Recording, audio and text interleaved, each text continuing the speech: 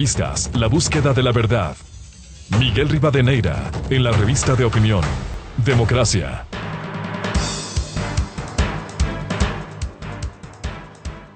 Ocho con 3 minutos en el territorio continental ecuatoriano, en la revista de opinión Democracia. Queremos saludar cordialmente al señor ministro de Economía y Finanzas, Simón Cueva, para hablar de algunos temas vinculados con la economía ecuatoriana, partiendo de un hecho. Este acuerdo último con el Fondo Monetario Internacional, que por cierto hay que decirlo como premisa, el Ecuador, con acuerdo o sin acuerdo, debiera corregir esas distorsiones que ha tenido en la economía ecuatoriana. Pudiéramos citar años nefastos del pasado, como fue en el correísmo, cuando en la bonanza se recibió hasta un precio del petróleo del barril de crudo por sobre los $100, y sin embargo el Ecuador se endeudó agresivamente en esa época. No se puede denostar el endeudamiento porque es necesario, sin embargo las exageraciones, el mal manejo de la economía ecuatoriana nos ha llevado a la crisis agravada por la pandemia. Señor ministro Simón Cueva, partamos del hecho. ¿Cuándo se conocerán las condiciones en general? Porque este ha sido un planteamiento de algunos analistas económicos del acuerdo con el FMI. Muy buen día al ministro Cueva. Miguel, muy buenos días, mucho gusto, gracias a la invitación, saludos a la audiencia. Efectivamente, se anunció recientemente la conclusión de un acuerdo a nivel técnico con el Fondo Monetario para completar las revisiones del acuerdo vigente y para revisar y afinar esas condiciones viendo a futuro, respetando las prioridades del gobierno nacional y respetando los objetivos del plan económico del gobierno. Esencialmente, lograr un crecimiento económico sostenido, que es la única forma de lograr empleos de calidad, asegurar una estabilización fiscal a mediano plazo y asegurar un manejo austero, transparente y serio de las finanzas públicas y del gasto público. Efectivamente, como usted menciona, el Ecuador ya venía con serios problemas macroeconómicos y fiscales de forma estructural antes incluso de la pandemia, y refleja parte de lo que usted ha mencionado, de que en la época en que el Ecuador tuvo un boom muy grande de petróleo y muchos ingresos, no se ahorró parte de esos ingresos como hubiera sido lo razonable, sino que se los gastó en demasía e incluso se acumuló déficits fiscales que a su vez se tradujeron en niveles de endeudamiento público muy altos y muy fuertes. La pandemia complicó aún más la situación. La pandemia ha sido una pandemia muy dura para el Ecuador y para el mundo, ha generado una crisis económica y una caída de la actividad económica como no se había visto antes en la historia estadística del Ecuador. Y por lo tanto la situación ha sido complicada. El acuerdo con el fondo y el respaldo de la comunidad internacional han sido fundamentales en este periodo para asegurar que el país pueda transitar de manera ordenada y vaya poco a poco arreglando esos problemas. Y el objetivo de este gobierno es arreglar seriamente esos problemas estructurales, porque como usted dice, esto hay que hacerlo como país. Tenemos la obligación de hacer un país sano, un país que atraiga inversiones, que permita empleo, que dé credibilidad y confianza, porque eso es lo mejor para nuestros hijos, para nuestros nietos y para el empleo de todos los ecuatorianos. De paso, un programa serio y creíble atrae el apoyo del Fondo Monetario y de otros organismos internacionales, pero no al revés. Entonces, efectivamente, se cerró el acuerdo a nivel técnico que se llama cómo funciona en el fondo. Una vez que se tiene un acuerdo técnico, el directorio del Fondo Monetario tiene que reunirse para aprobar formalmente el acuerdo. Eso debería ocurrir hasta fines del mes de septiembre. Y una vez que el directorio se haya reunido, entonces se publicarán todos los documentos, como es la práctica y el protocolo con el Fondo Monetario, y serán públicos y estarán a disponibilidad de toda la ciudadanía en la página web del Fondo Monetario, en la página web del Ministerio de Economía y Finanzas, y en todo lado, y ahí será transparente para todo el mundo cómo se ha buscado las mejores soluciones para el bien de los ecuatorianos y para el mediano plazo de todos. Señor ministro Cueva, con la política y politiquería que se estigmatiza permanentemente un acuerdo con el FMI o los multilaterales, en este caso, ¿cuál es la diferencia con los compromisos adquiridos anteriormente? A ver, como es natural para un gobierno nuevo, Un gobierno nuevo tiene un horizonte más largo, tiene una visión diferente también de la política y eso tiene que ver reflejado en el plan económico y ese plan económico modificado luego puede recibir el apoyo del Fondo Monetario. En ese sentido funciona, no al revés. Entonces, ¿qué implica esto? Implica que el gobierno ha revisado varios de los temas importantes, hemos compartido con el Fondo Monetario varios de estos cambios. Por ejemplo,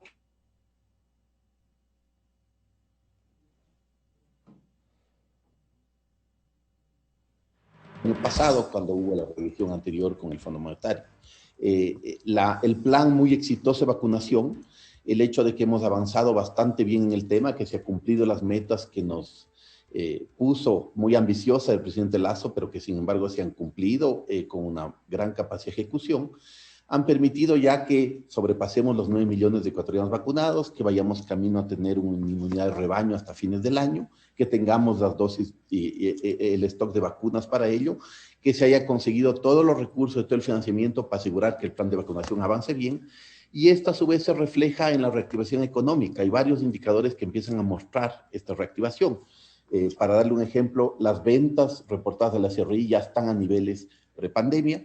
La recuperación de impuestos, la recaudación tributaria también está creciendo fuertemente, crecimiento anual agosto a agosto de 19% mes a mes.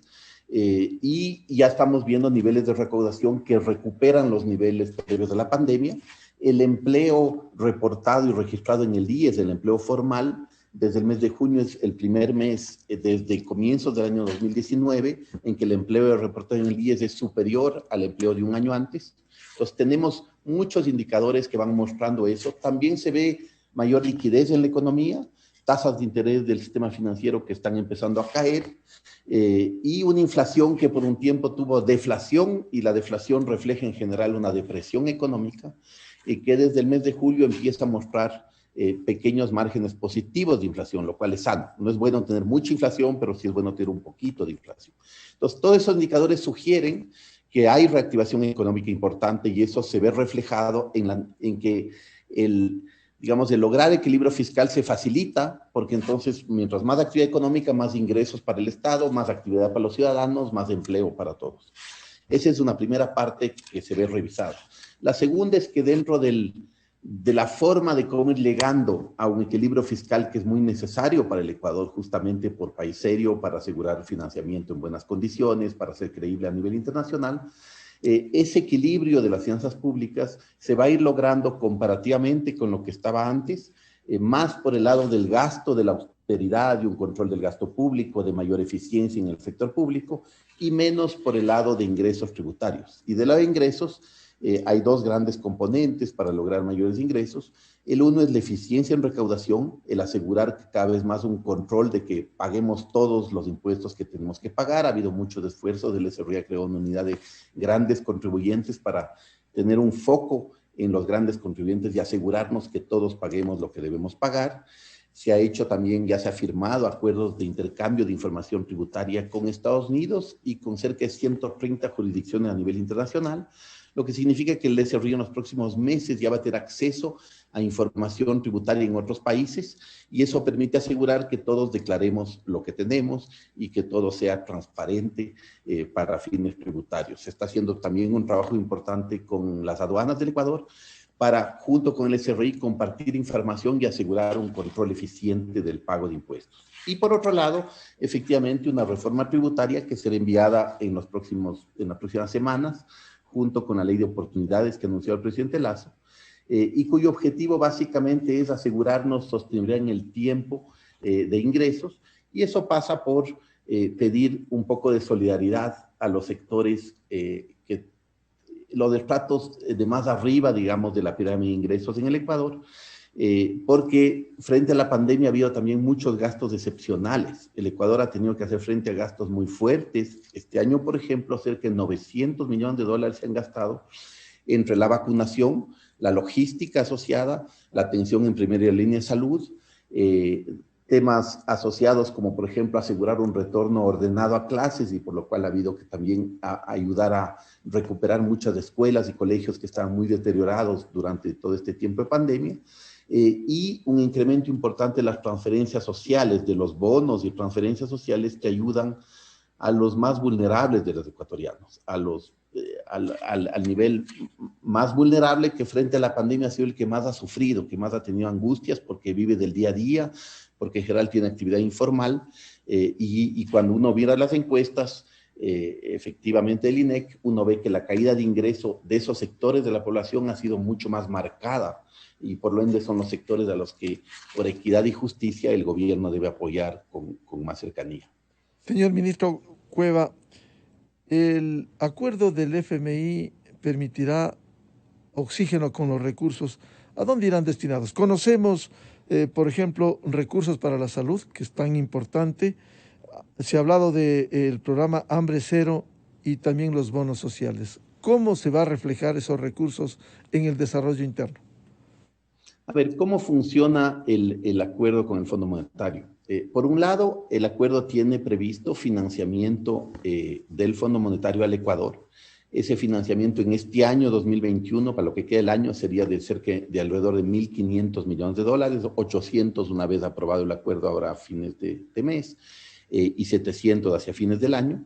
Adicional a eso, el próximo año habrían otros 1.000 millones de dólares desembolsados al país por parte del Fondo Monetario, pero también el acuerdo con el fondo abre espacio con la comunidad internacional, con el resto de organismos internacionales, Banco Mundial, BID, CAF, FLAR, varios bilaterales también que nos apoyan y que han apoyado al país en estas condiciones complicadas, para tener financiamiento en buenas condiciones. Esto es importante. El financiamiento bilateral en general, un financiamiento de largo plazo, que va entre 5 y 20 años plazo, de tasas de interés bastante bajas, típicamente van entre 0,5 y 2,5% de interés, tienen periodos de gracia, entonces son condiciones financieras muy sanas que le permiten a la deuda pública tener una trayectoria ordenada, y el acuerdo con el fondo abre espacio para alrededor de 4.500 millones de dólares de toda la comunidad internacional, Fondo Monetario y el resto, entre ahora y fines del año próximo. Adicional a esto, ha llegado este año al país,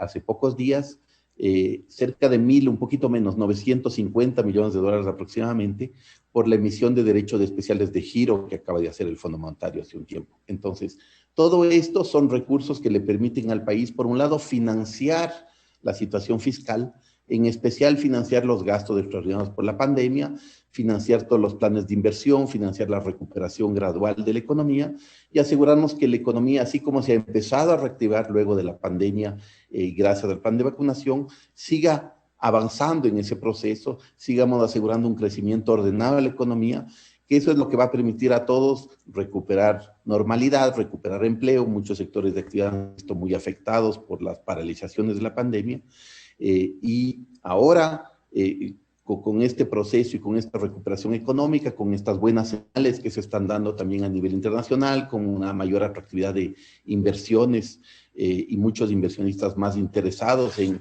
recuperar su actividad en el Ecuador, tanto locales como internacionales, todo esto va a ayudar a que la economía vuelva a tener un ritmo más fuerte de crecimiento, que a su vez los ingresos fiscales se reflejen, pero sobre todo que los negocios, que las personas recuperen un empleo más sostenido, más formal, que es la forma de ayudar a todas las familias ecuatorianas a recuperar la normalidad y a enfrentar de mejor manera la situación. Señor ministro Cueva, el Ecuador en el pasado no ha sido muy buen cumplidor de los acuerdos con el Fondo Monetario. ¿Cómo garantizar en esta ocasión que la palabra del gobierno ecuatoriano y del país sea cumplida en el acuerdo con el Fondo Monetario? Tiene usted razón, que no siempre el Ecuador ha cumplido mucho de parte de lo que ha dicho en el pasado. Este gobierno quiere ser distinto, ¿no es cierto? Así como el presidente Lasso prometió, por ejemplo, la vacunación, que era un desafío muy grande y muy poca gente creía en ese momento en la capacidad de lograr eso, porque era un desafío grande, y lo ha cumplido, ¿no es cierto? En 100 días hemos cumplido lo que dijo el presidente, y en esta misma línea el presidente es alguien ambicioso, que nos pone objetivos ambiciosos a todos, pero que es muy ejecutivo y que nos empuje en el día a día a ir lográndolo. Asimismo, como se ha cumplido, y imagínense todo lo que hemos logrado en 100 días, con la vacunación, con la recuperación, podemos lograr mucho más cosas si seguimos trabajando juntos como ecuatorianos, si juntos hacemos las cosas y no estamos peleándonos en el día a día por cosas a veces un poco intrascendentes. Entonces, el objetivo del gobierno es cumplir con esto, y la otra forma es porque justamente como se ha abordado el acuerdo, es decir, este es el plan del gobierno nacional, estas son las prioridades del gobierno, por aquí vamos a ir, esta es la función, y por favor, señores de la comunidad internacional, con este plan creíble y serio, ustedes créannos y apóyennos para seguir avanzando en ese camino. Otra muestra de credibilidad a nivel internacional, ha habido varias. El uno es todo el apoyo de la comunidad internacional para vacunas y para financiamiento. El segundo es que ya varios organismos, estoy hablando del BID, de la CAF, del FLAR, nos han aprobado créditos antes incluso del cierre del acuerdo con el Fondo Monetario, lo cual no sí tiende a ser muy usual y demuestra la confianza en la comunidad internacional en un equipo que puede hacer las cosas seria y ordenadamente. Y lo tercero es que si usted ve, por ejemplo, los niveles de riesgo país del Ecuador han caído de manera importante desde la elección del presidente Lasso. Todavía tenemos mucho trabajo que hacer ahí para que sigan cayendo, pero van mostrando que la comunidad internacional tiene credibilidad y confianza en lo que puede hacer este equipo de gobierno. Señor ministro de Finanzas, Simón Cueva, uno de los objetivos importantes para un gobierno es el crecimiento sostenido de la economía. ¿Cómo se va a lograr esa recuperación económica? Que algunos han planteado algunas dudas. Quisiera citar lo que el presidente del Colegio de Economistas de Pichincha, Santiago García, decía al respecto.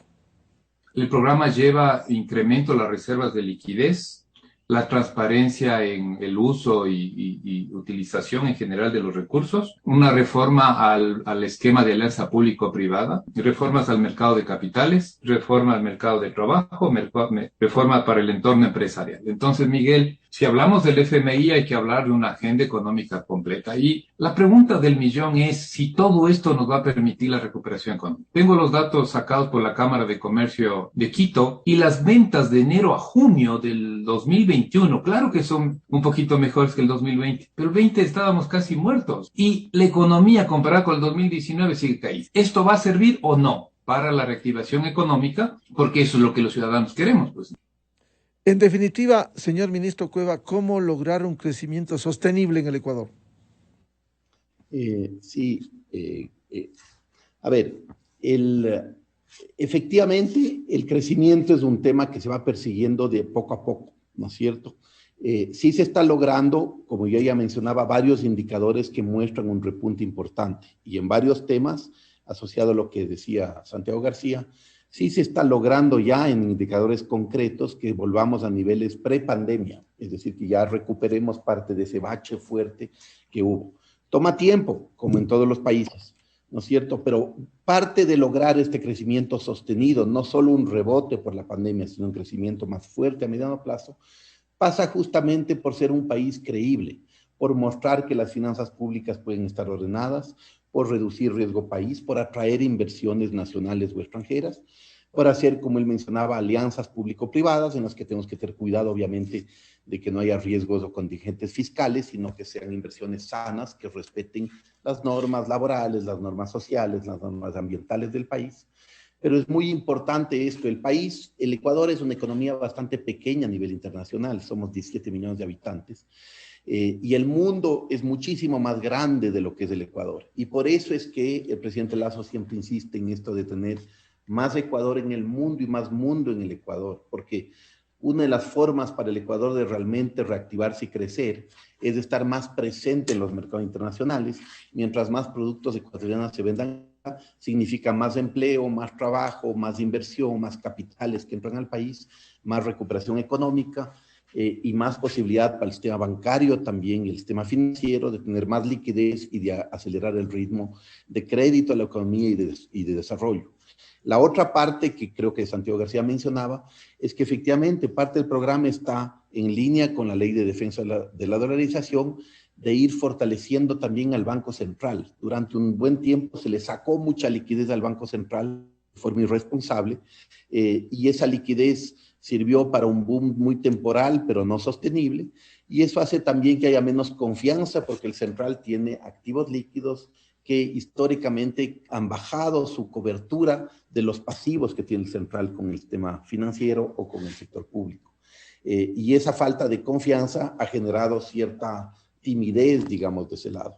Este gobierno está gradualmente y haciendo esfuerzos importantes para volver a recuperar la liquidez del Banco Central. Eso es una señal de confianza para afuera y para adentro, para el sector financiero ecuatoriano, como para los mercados internacionales, y eso ayuda a tener un mejor entorno, una mejor situación, y eso permite ir también recuperando la actividad económica y productiva. Y finalmente, mucho de esfuerzo del gobierno para asegurarnos que quitemos muchas trabas burocráticas para nuevos negocios, para atraer inversiones, para lograr el desarrollo de muchos temas, porque eso ayuda a que el país más rápidamente recupere su actividad económica en todos en los sectores energéticos, de hidrocarburos, de minería, de obra pública, etcétera, y en el resto de sectores de la actividad económica. El presidente Guillermo Lasso y el ministro del Trabajo, Patricio Donoso, han hablado de este proyecto de ley de oportunidades laborales. Por cierto, ese es el ámbito que se conecta también con la economía.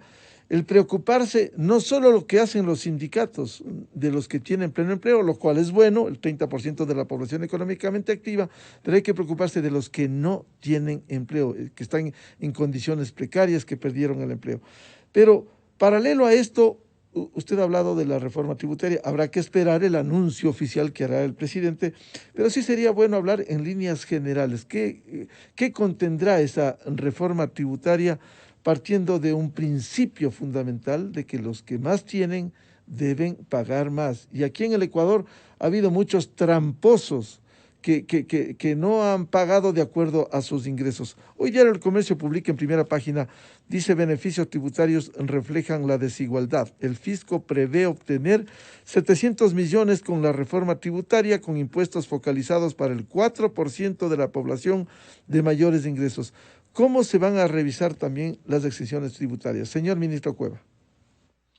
Miguel, sobre los dos temas que usted menciona, sobre el tema laboral, si bien esto es competencia más del ministro de Trabajo, pero con quien trabajamos muy de cerca, la lógica de todo esto es como usted mencionaba, en un país en que 2/3 de la población o incluso un poco más tienen lo que se llama empleo inadecuado, que básicamente significa mucha informalidad o empleos de muy bajos ingresos.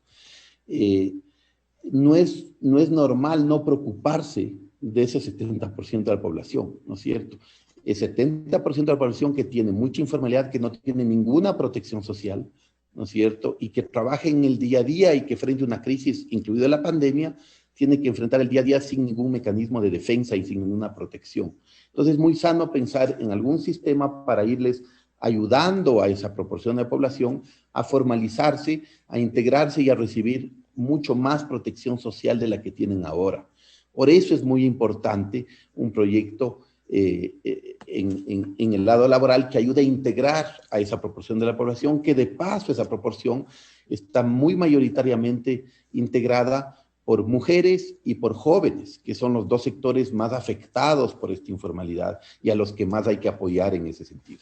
Eso por un lado. Por el lado de la reforma tributaria, como usted menciona, el principio es que ya de por sí el Ecuador es una economía bastante desigual, es una sociedad con muchas desigualdades de ingreso y con fuertes disparidades, ¿no es cierto? Y varias de las encuestas del propio INEC, y reflejando lo que ha pasado también a nivel internacional en otros países, la pandemia, el COVID, ha afectado desproporcionadamente a los sectores de más bajos ingresos, que son los que más han perdido ingresos durante la pandemia. Entonces, las desigualdades que ya de por sí eran grandes se han ampliado, y es natural en ese sentido que sean los sectores que tienen la riqueza en el país los que contribuyan más en estos momentos. En esa línea va a estar orientada la reforma tributaria, como también en la línea de ir reduciendo exenciones tributarias que a veces permiten, como usted lo señalaba, que se evadan ciertos impuestos y que se haga de lado. Pero también hay un tema importante de combatir la evasión tributaria y asegurar que quienes deben obligaciones al fisco vayan pagando efectivamente esas obligaciones. El SRI ha puesto muchos esfuerzos en eso últimamente con apoyo de finanzas, y para darle una idea, el SRI ya en lo que va del año ha recaudado más de cerca de 450 millones de dólares de deudas que estaban pendientes y que se están recuperando.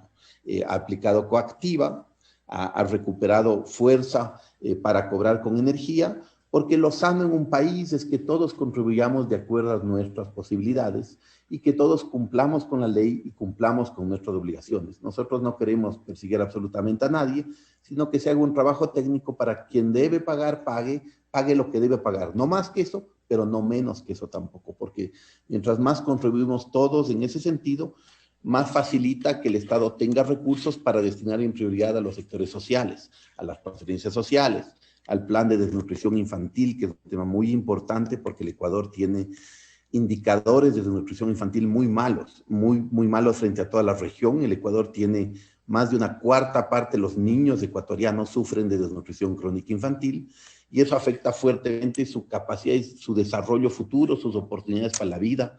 Eso es muy injusto para esos niños y por lo tanto tenemos que poner prioridad en ese tipo de programas sociales que son los más importantes y si para eso algunos sectores con un poco más de recursos deben contribuir en un porcentaje bien pequeño el total, nos parece que es lo más sano para asegurar la cohesión social y para asegurar la sostenibilidad del país.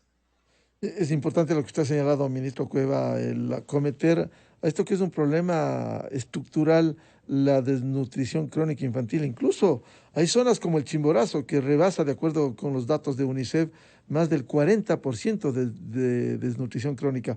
En el caso de la reforma tributaria, señor ministro, cierto es que hay distorsiones en las exenciones tributarias, pero no se va a afectar a los sectores medios y bajos. Por ejemplo, la tercera edad que recibe esa devolución que tiene su límite de $90 mensuales para cada persona. Sí, en particular, no se ha pensado en tocar nada de eso. Lo que se está buscando es asegurarnos que todos paguemos los impuestos de acuerdo a las posibilidades y de que tienen más recursos y que en relativo han estado bastante mejor durante la pandemia, sean quienes contribuyan más.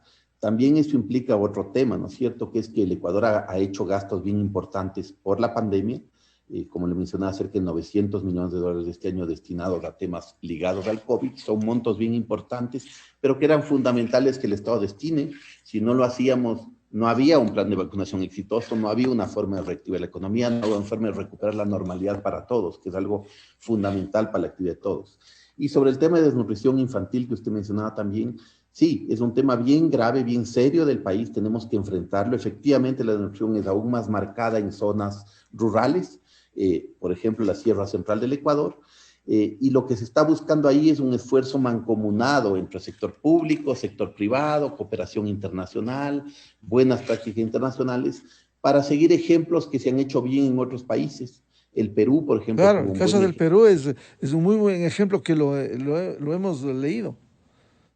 Así es, y la estrategia de desnutrición infantil que se publicó esta semana, ya se sacó oficialmente y se aprobó oficialmente la estrategia de desnutrición infantil, precisamente sigue parte de esas buenas prácticas internacionales, ¿no es cierto? Es una estrategia que mira a hacer lo que se llama gestión por resultados, o sea, asegurarse que mientras más progreso real tenemos en los indicadores, más se puede destinar recursos para ir fortaleciendo esas buenas prácticas.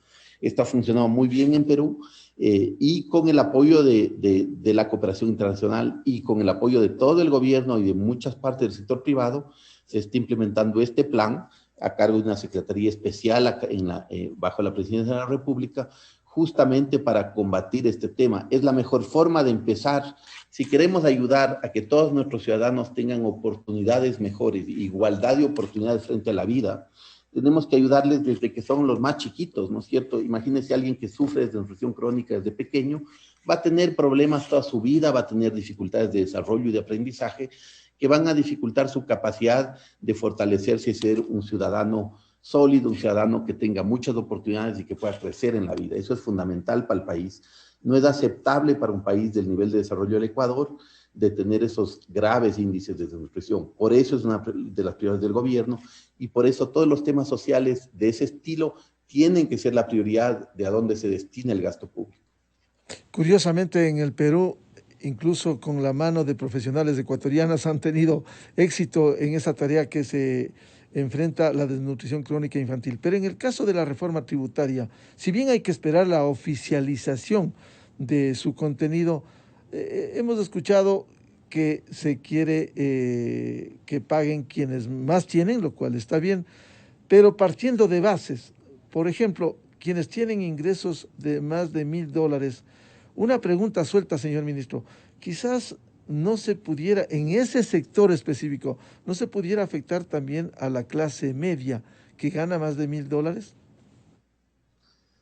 A ver, a rato se deforman los temas y lo que uno puede indicar o comunicar, ¿no es cierto?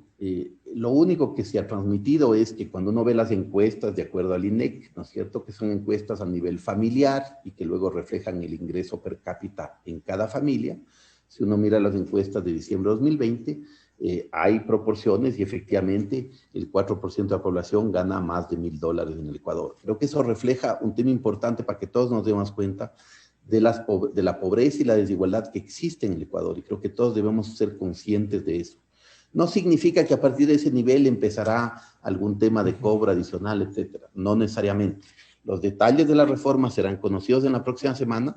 Yo quisiera pedir un poquito de paciencia en ese sentido, pero está claro que lo que se está buscando es un apoyo, en especial de los de más arriba, en especial de los de arriba, y cualquier tema será muy progresivo, de tal manera que mientras más personas tengan, más personas paguen en el Ecuador. Quisiera aclarar un par de cifras en eso.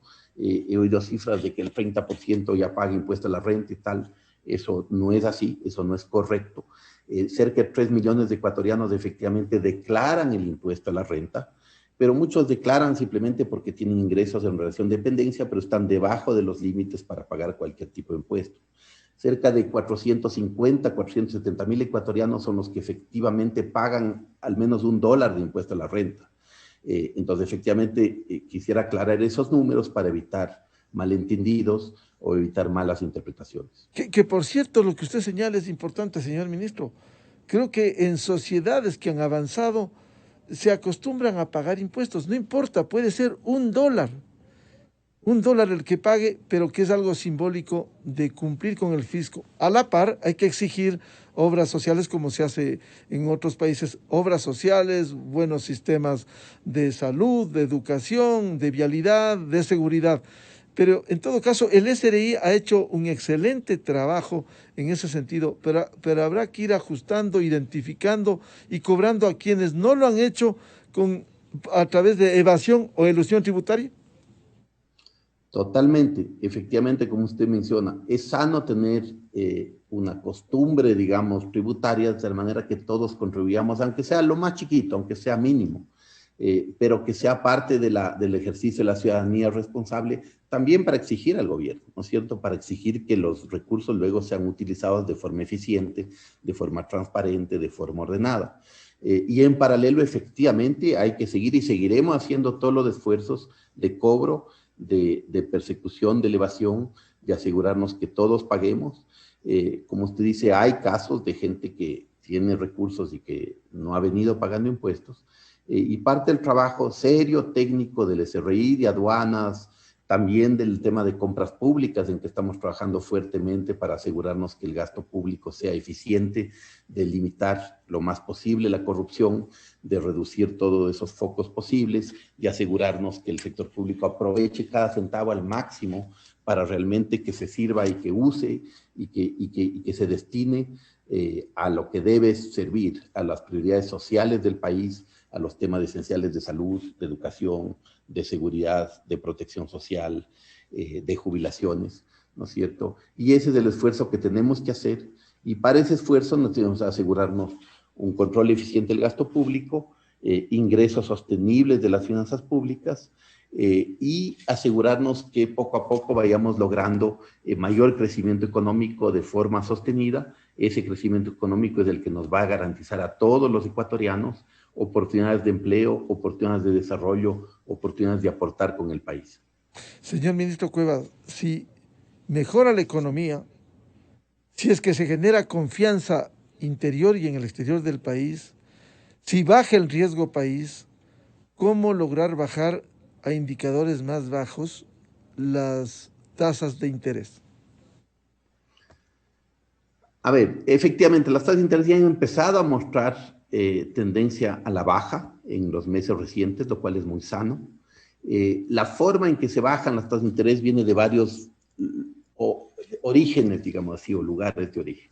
El bajar el riesgo país ayuda bastante. ¿Por qué? Porque cuando el Ecuador tiene un riesgo país más bajo, significa que cuando se endeuda fuera del país, tiene que pagar tasas de interés más bajas cuando se endeuda en los mercados internacionales de capital. No con los multilaterales, que tienen sus propias tasas de interés que son bajas, sino en los mercados internacionales, el riesgo país refleja el costo que tendría para el Ecuador endeudarse afuera. Y si el país, como país, si el Estado ecuatoriano, un banco ecuatoriano, por ejemplo, una cooperativa ecuatoriana que se endeuda afuera, va a tener un costo asociado con ese nivel de riesgo país. Mientras más baje el riesgo país, más van a poder las instituciones financieras conseguir recursos más baratos y por ende más van a poder transmitir a los ciudadanos en sus créditos, digamos, recursos más baratos. Igualmente, mientras hacemos el esfuerzo grande de ir fortaleciendo al Banco Central, de darle mayor liquidez, de que las reservas internacionales suban, eso da confianza al sistema financiero, le da más respaldo a la liquidez que tienen sus depósitos en el Banco Central, y eso le permite al sistema financiero también destinar una mayor proporción de su liquidez para dar créditos y para reducir los costos y los temas de ese tipo. Y en paralelo hay temas de regulación financiera que también se van trabajando para asegurar que el mercado sea lo más competitivo posible, que el consumidor sea lo mejor informado posible, que no haya abusos de las instituciones financieras y que sea de la forma más transparente. Y mientras más logremos competencia en el mercado, más logremos atraer incluso bancos de afuera, no hay una restricción para eso. Por ejemplo, la idea sería avanzar con el fortalecimiento del Banco del Pacífico para que en algún momento se pueda vender idealmente a algún banco del extranjero, a quien quiera que quiera venir a invertir en el Ecuador. Todo eso ayudará a tener más competencia y a fortalecer al sistema financiero y a fortalecer en beneficio del cliente de los bancos, que al final es el importante. Pero todo esto hay que hacerlo protegiendo también los recursos y los depósitos que tienen los ecuatorianos en los bancos. El sistema financiero tiene que ser manejado prudentemente porque esa es la única forma de respaldar y de asegurar que siempre los depósitos que tienen los depositantes que tenemos todos en el sistema financiero estén bien respaldados, estén sólidos, estén funcionando bien, estén en una economía sólida. Señor ministro Cueva, quisiera plantearle un tema también estructural importante para el país, como es el presente y el futuro del Seguro Social ecuatoriano y las relaciones que tiene el gobierno. El gobierno en la actual estructura preside el Consejo Directivo. Debo reconocer que en este momento hay un hombre muy reconocido que ya estuvo en la administración en el cambio de la década pasada, hace 18 años, cuando se emprendiera reformas al Seguro Social ecuatoriano. Hay deudas pendientes, fondo de pensiones del 40% que se restituyera luego de esa nefasta ley denominada de justicia laboral en abril del 2015, pero en todo caso, si hay la voluntad política para ir primero cuadrando cifras. Insisto, hay un buen empeño con un muy buen ejecutivo como es Jorge Madera, que conoce del tema, cómo lograr articular que se avance en la definición de las cuentas y para darle sostenibilidad al Seguro Social ecuatoriano. Tiene toda la razón, Miguel. Ese es un tema bien importante para el futuro del país y para el futuro de todos nosotros que alguna vez seremos jubilados y de nuestros hijos y de las futuras generaciones. Nosotros tenemos toda la voluntad como gobierno de precisamente ir aclarando, porque hay a veces cifras que no coinciden del uno del otro, etcétera, etcétera. Hemos tenido esta semana una reunión bastante productiva con el ingeniero Jorge Madera, con la directora general del IES, también Olga Núñez, justamente para ir avanzando en ese proceso. Tenemos mesas técnicas armadas al respecto junto con el IES para ir avanzando en mirar todas esas deudas del pasado, mirar efectivamente el detalle. Hay muchos temas contables, muchos temas de evidencia y tal de ir mirando, pero el objetivo del gobierno nacional es ayudar en ese apoyo al Seguro Social. Ahora bien, fuera de eso, hay varios temas más estructurales, digamos, del Seguro Social, aparte del tema de la relación con el gobierno central. El Seguro Social, como en muchos otros países, enfrenta más dificultades porque el Ecuador es una sociedad que poco a poco se va envejeciendo, en que en promedio el número de jubilados que hay en el país va creciendo y el número de activos que trabajan va decayendo frente al número de jubilados. Esto pasa en muchos países por el envejecimiento poblacional y esto hace que hay menos contribuyentes al Seguro Social y un poco más de jubilados a quienes hay que reconocerles y apoyarles en las obligaciones del IES con ellos. Entonces, este cruce, más con el caso de la pandemia, el hecho de que por un buen tiempo el IES empezó a tener mucho menos afiliados formales, como le mencionaba, desde el mes de julio al menos empezamos a ver ya un crecimiento del número de afiliados versus un año antes y eso está ayudando también. Pero este cruce de información del IES es bien importante para el lado de pensiones del Seguro Social. Ha habido ya varios estudios internacionales. La idea es tener una comisión de expertos de alto nivel, diverso, etcétera, de la sociedad, que ayuden a difundir esos diagnósticos y debatir de forma abierta con la sociedad cuáles pueden ser soluciones de más mediano plazo para el Seguro Social. Esto tomará un poco más de tiempo, es un tema bastante estructural, pero hay que hacerlo. Como sociedad tenemos que mirar de frente la situación y mirar las mejores formas de asegurarnos una seguridad social de largo plazo buena, sana para el país. También el propio Seguro Social, por su lado, tiene que hacer esfuerzos de revisar internamente si está dando el mejor servicio, si sus costos están bien, si pueden hacerlo de manera más eficiente. Por ejemplo, todo el tema del sistema de salud, el funcionamiento de los hospitales del Seguro Social, la compra de medicinas. Ahí creo que hay muchos temas que se puede ir mejorando y que estoy seguro que la administración actual del Seguro Social está trabajando con mucha fuerza y con mucho ahínco para ir arreglando esos temas poco a poco. Esta administración ha heredado muchos problemas, ¿no es cierto?, que vienen arrastrándose el país desde hace muchos años, y nuestra decisión y nuestra voluntad es la de ir enfrentando de verdad los problemas, no pateando las cosas, sino enfrentándolas. No siempre es fácil, a veces toma tiempo, pero tenemos que hacerlo con franqueza y con honestidad. Es la mejor forma de ayudar a este país y al futuro de nuestros hijos. Ministro Cueva, a propósito de lo que usted señala, ¿cuándo se podrá contar con cifras ciertas? Porque sin estadísticas no se puede pasar a una reforma si no se tiene esa base fundamental que son los números con los que cuenta el Seguro Social y cuadrar las deudas entre el gobierno y el IES. Sí, hay dos temas en paralelo, ¿no es cierto? Este tema de cómo está la situación. He ya algunos estudios al respecto, pero como le digo, y esto es más del campo del Seguro Social, el gobierno apoyará en todo lo que pueda hacerlo, de desarrollar esta comisión y asegurarnos que esta discusión de fondo de la situación del seguro se vaya dando de manera abierta en la sociedad ecuatoriana en los próximos meses. Nosotros en paralelo estamos trabajando, como le decía, con el seguro para ir cuadrando cifras, para no que estén, y hacerlo de manera cada vez más transparente, y apenas tengamos las cifras claras, apenas tengamos todo claro, será comunicado al público como todo. Nosotros no queremos mantener nada en reserva, salvo mientras se está arreglando las cifras, porque si no se puede dar impresiones falsas en medio camino, etcétera. Cuando ya tengamos claras las cosas, se las comunicará a la ciudadanía con toda transparencia. Relaciones con el Seguro Social ecuatoriano, pero también con el banco del IES, el BIES, que es fundamental, que maneja una cartera muy importante y que también tiene su representación en el Ministerio de Finanzas. Así es, el BIES es otra parte importante que básicamente invierte buena parte de los recursos de los afiliados al Seguro Social en el mediano plazo y en el largo plazo. El BIES no siempre ha sido manejado de la mejor manera. Varios de los activos del BIES, estoy pensando en fideicomisos y en una parte de los créditos hipotecarios, no han sido manejados de la manera más favorable en el pasado, y parte de lo que entiendo está haciendo el BIES es revisando todos esos temas para asegurarnos que estén fortalecidos y manejados de la mejor forma.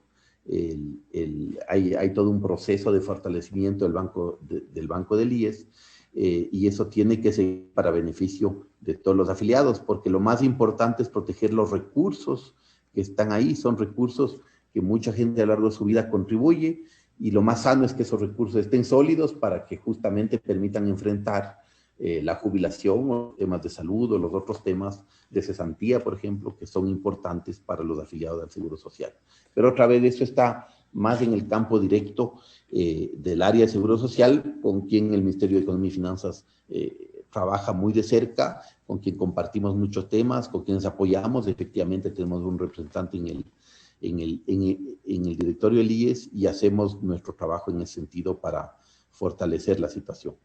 Antes de cerrar este diálogo con el señor ministro de Economía y Finanzas, Simón Cueva, quisiera volver al tema de la caja fiscal. ¿Cómo están las cuentas, atrasos en pagos? Esta es otra de las herencias que recibiera el ministerio y que en determinados momentos escuchamos, por ejemplo, a Jaime Carrera, secretario técnico del Observatorio de Política Fiscal, ese drama que vive la caja fiscal. ¿Cómo están los recursos? ¿Cómo están los atrasos de los pagos? Efectivamente, hay muchas herencias que están ahí y que tenemos que ir poco a poco arreglando, transparentando y limpiando. Es parte de nuestra obligación. Sí ha habido bastantes atrasos de pago del gobierno central hacia tanto instituciones del sector público como del sector privado. Al inicio más o menos teníamos cerca de 4.700 millones de dólares de atrasos. Fíjense que es un monto bien importante. Parte de eso se ha venido trabajando. Por ejemplo, con los gobiernos locales, con los GATS, se ha venido tratando de priorizar los pagos, empezando por los más chiquitos, los medianos y luego los grandes. Se ha ido reduciendo bastante los atrasos de pago. Tuvimos un momento al comienzo hasta 3 meses de atraso. Este rato se está al día con la gran mayoría de GATS. Todavía tenemos con algunos GATS grandes temas de ponernos de acuerdo en los pagos, pero se ha ido mejorando de manera fuerte. Un tema adicional es que en la propia proforma de este año 2021 ya se está incluyendo el tema del pago del atraso del IVA a los GATS, porque había en el pasado se retenía el IVA a los GATS y luego se les devolvía. Esto cambió con una ley reciente, pero hay todavía todo lo que es del pasado. Y eso del pasado, tanto a los GATS o al ISFA, por un par de temas de jubilaciones de las Fuerzas Armadas, se han ido incluyendo en la proforma para ir arreglando estos temas. Representan, adicional a los 900 millones que le hablaba para el COVID, cerca de 400 millones de dólares adicionales de esfuerzo fiscal este año para ir corrigiendo esos temas. Usted entenderá que en medio de la pandemia, con atrasos de entrada, con las dificultades de reactivación económica, con las prioridades de vacunación, no hay cómo hacer todo a la vez, ¿no es cierto? No hay magia en esto, yo no soy mago. Entonces tenemos que ir poco a poco arreglando las cosas y ordenando. Se ha venido ordenando bastante y el plan es seguir apoyando y seguir ordenando esos temas. Estos recursos de la cooperación internacional, de los organismos internacionales que van a venir en los próximos meses, nos van a ayudar a seguir arreglando los temas, pero hay muchos otros temas que efectivamente hay que arreglar y como dice Jaime Carrera, efectivamente el Estado tiene que cada vez transparentar más varios de esos temas. Hay algunos temas del pasado que no están totalmente limpios y que tenemos que ir limpiando y que ir arreglando, pero estamos poco a poco ordenando la casa en ese sentido, estamos avanzando hacia manejar ordenadamente y quizás un tema adicional. Cuando en estos meses ha habido poco financiamiento internacional, precisamente porque parte del financiamiento está asociado a cerrar un acuerdo con el fondo y avanzar con el resto de organismos internacionales con quien ya se han hecho la gran parte de los avances.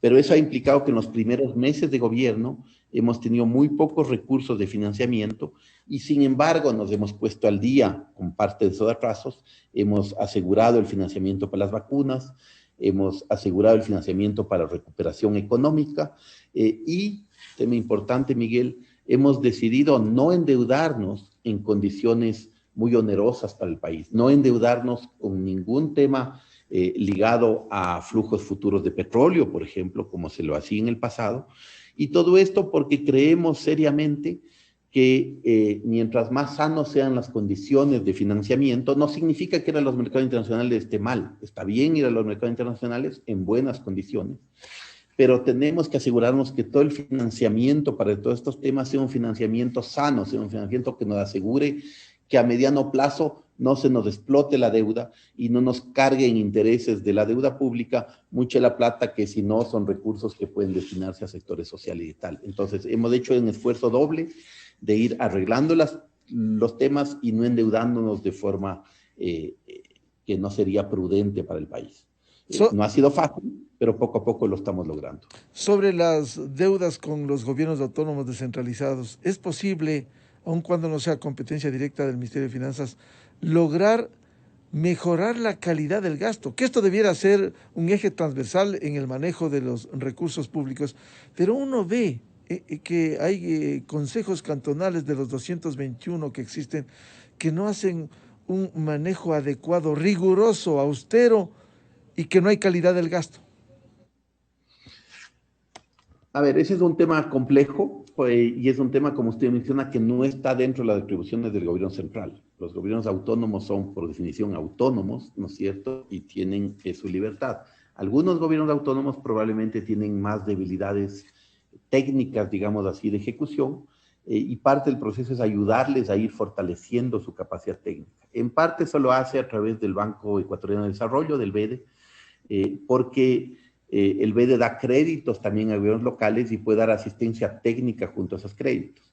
Uno de los temas, por ejemplo, es priorizar dentro de los créditos del BEDE aquellos destinados a un rubro tan importante como agua y saneamiento. El rubro de agua y saneamiento ayuda, entre otras cosas, los temas de desnutrición infantil, de salud básica de población, de asegurar las condiciones mínimas de salud y salubridad para que todos vivamos en condiciones dignas.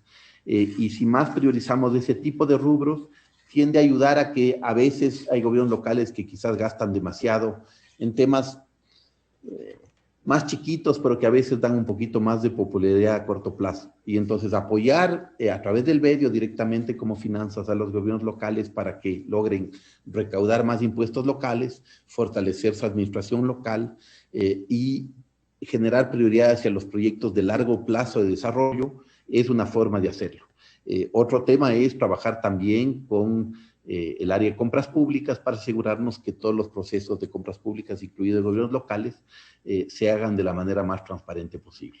Un tema final por ahora, señor ministro Cueva, proforma presupuestaria del 2021. Si bien debiéramos preocuparnos de la proforma del 2022, en donde va a estar delineado el trabajo del gobierno, en ese afán que bloquea todo en la Asamblea Nacional, y ya se ha hablado que se oponen a la proforma del 2021, que además son números que vienen desde el gobierno anterior, pero se ha señalado que ahí se ha incluido más recursos, por ejemplo, para el ámbito electoral, pensando presuntamente en la consulta popular. ¿Qué pasará si en el supuesto que se devuelva la proforma 2021?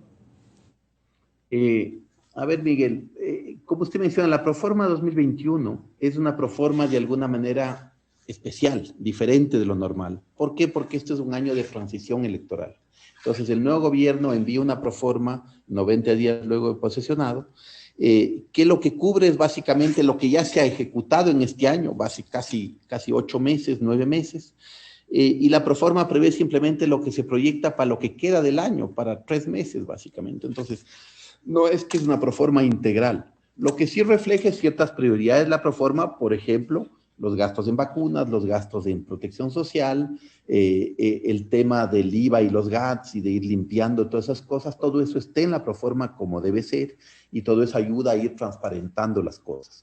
Como usted dice, es una proforma un poco especial, no es la proforma de largo plazo, la que vendrá para el 2022, pero sí tiene algunos temas relevantes para este año. Ahora, más allá de los debates políticos que son naturales en un órgano como el Parlamento ecuatoriano, como la Asamblea, nosotros hemos tenido conversaciones con varios de los bloques, hemos atendido a la comisión especializada que trata el presupuesto, hemos tenido conversaciones bastante fructíferas y muy positivas ahí. La propia comisión ya aprobó el informe apoyando la proforma presupuestaria y entiendo que se tratará dentro de los procesos normales legislativos en la Asamblea, para que esto se procese razonablemente. Creo simplemente pedir que no parecería muy lógico oponerse a que haya más transferencias sociales, a que se incrementen recursos para los GATS, a que se incrementen recursos para las universidades, a que se asegure los pagos de muchos de los temas esenciales. Creo que todo eso está en la proforma. Entonces yo estoy seguro que los asambleístas, luego los debates y las discusiones internas, llegarán a la idea de que lo más sano para el país es que esto avance y que tengamos los recursos para ese fin. Pero en todo caso, para la proforma presupuestaria siempre hay un trámite parlamentario un poco específico y diferente, ¿no es cierto? No se puede devolver la proforma presupuestaria, se tiene que hacer observaciones o tal, pero son temas más de técnica legislativa.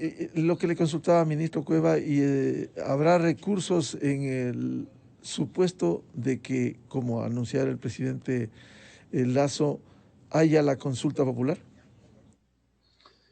A ver, ese es un tema más político, ¿no? ¿No es cierto? No es tanto el ámbito del Ministerio de Economía y Finanzas de los distintos pasos. Lo que entendemos nosotros es que, tal como nos ha guiado el presidente Lasso, se enviaría en las próximas semanas un proyecto de ley de oportunidades que incluiría temas tributarios como temas de otros ámbitos, todos asociados a la reactivación económica y al empleo, todos alineados con esa misma línea conductora.